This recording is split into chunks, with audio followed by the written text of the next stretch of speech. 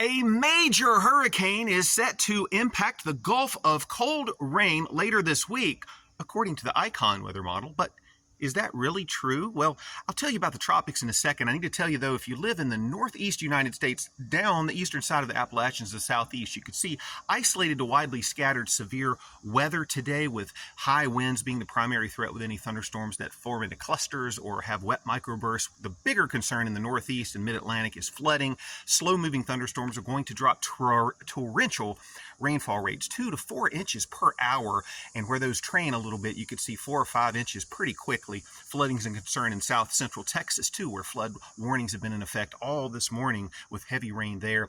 As we get on through the week, hot weather on the west coast across the southern tier in the hundreds out in the southwest and up and down the west coast will back off a bit, but still it's going to be hot across the south, and 90s. It's going to feel tropical out there with a big tropical air mass in place.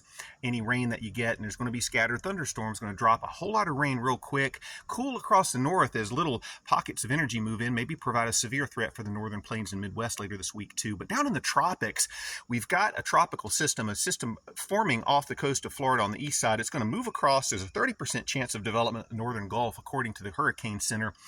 The ICON's the only model that does anything with that. The European ITS ensembles, the GFS ITS ensembles, really don't do much of anything except bring a whole lot of rain to the Gulf and Florida. We're going to see several inches of rain in those spots over the next week or so. So just be on the alert for that. I'll keep you posted if it looks like we're going to see major development out there. Right now, it doesn't look like it, but we'll keep an eye on it.